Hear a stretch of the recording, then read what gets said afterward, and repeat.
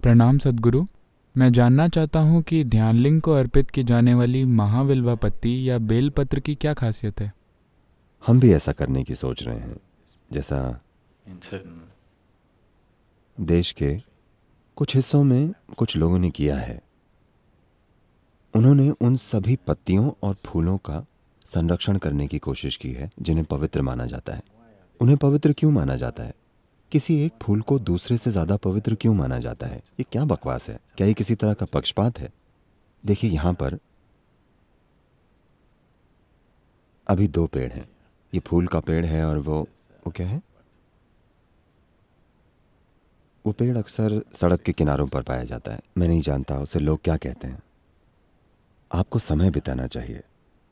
इन सब चीजों के लिए आपको समय देना होगा।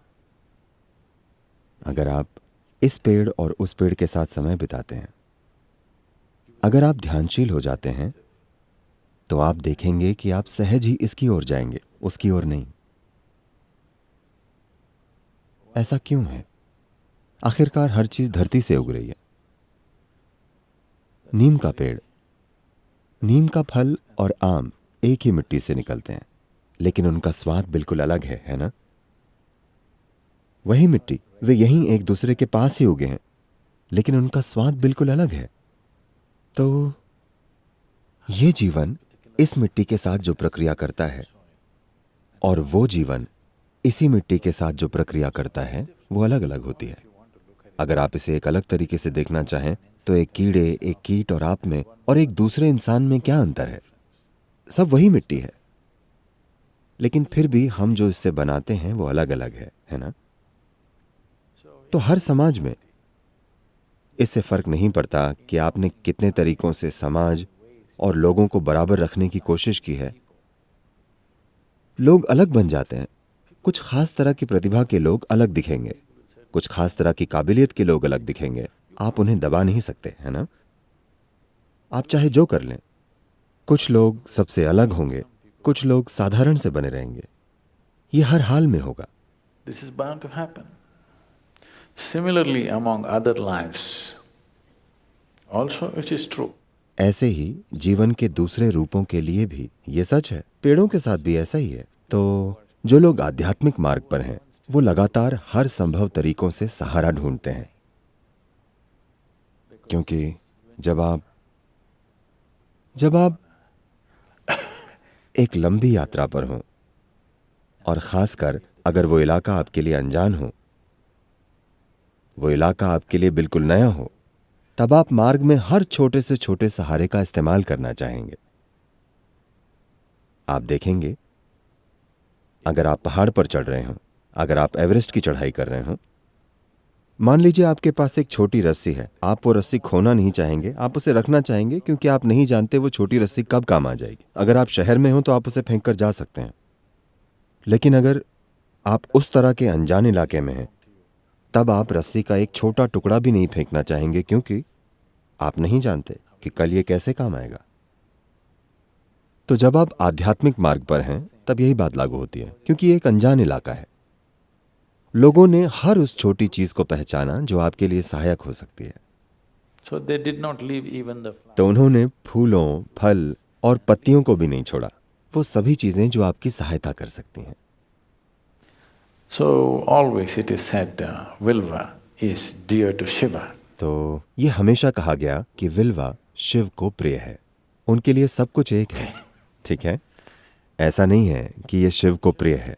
इसके शिव को प्रिय होने का अर्थ है कि एक तरह से इसके स्पंदन उस तत्व के सबसे ज्यादा करीब हैं जिसे हम शिव कहते हैं। वे निकट हैं, वे उसी दिशा में हैं। ऐसे ही हमने कई चीजें पहचानी हैं, सिर्फ एक खास पत्ती ही नहीं।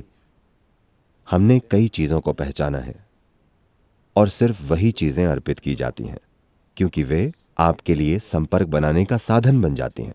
आप वो पत्ती उनके पास छोड़ नहीं आते, आप उसे वहां रखते हैं और फिर वापस ले आते हैं, है ना? Because this particular leaf has the highest capability. क्योंकि इस पत्ती में उस स्पंदन को सोखने की क्षमता सबसे ज्यादा है, और It's for you to pick it up and go. आपको उसे उठाकर ले आना चाहिए। ऐसी कई चीजें हैं जिन्हें पवित्र साधनों की तरह पहचाना गया है, जिनका लोग इस्तेमाल करते हैं।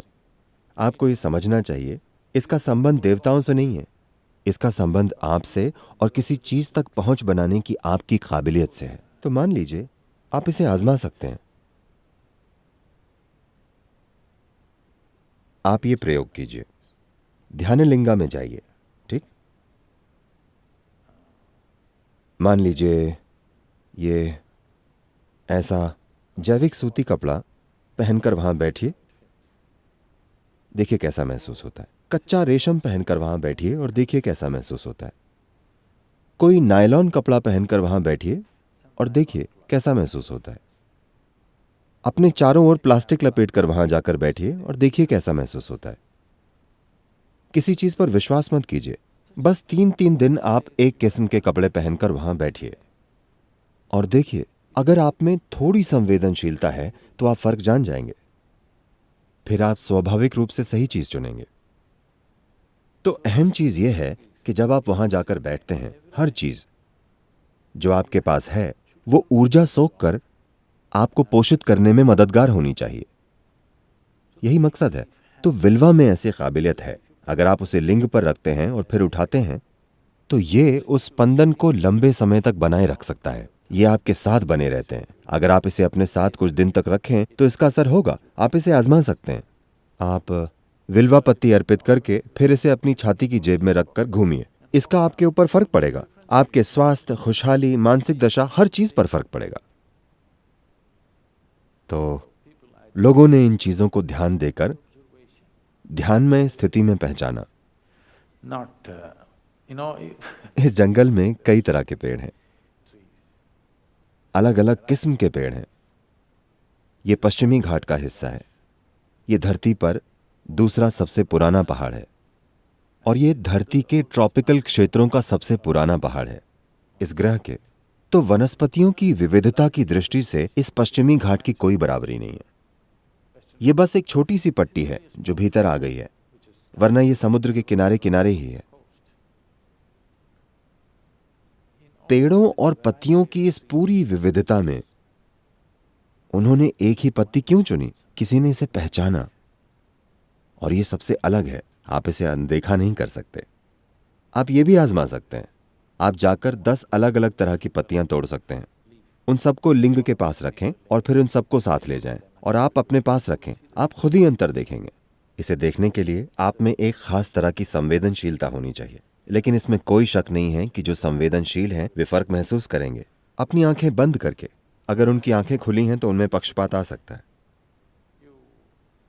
आप 10 अलग किस्म की पत्तियों का गुच्छा लें, उनको एक कपड़े में यूं बांध दें ताकि आप उन्हें देख न सकें कि कौन सी पत्ती है। आप उसे वहां रखें, मैं आपके लिए वो पत्ती पहचान लूंगा। दूसरी चीजें हो सकता है मैं ना पहचान पाऊं। आप विल्वा वहां रखिए, मैं बता दूंगा ये विल्वा है। उसके लिए आपको मुझे बुलाने की भी जरूरत नहीं है। आप अपना रुद्राक्ष लीजिए और उसे पकड़िए, वो आपको बता देगा। वो आपसे थोड़ा ज्यादा बुद्धिमान है, पता है।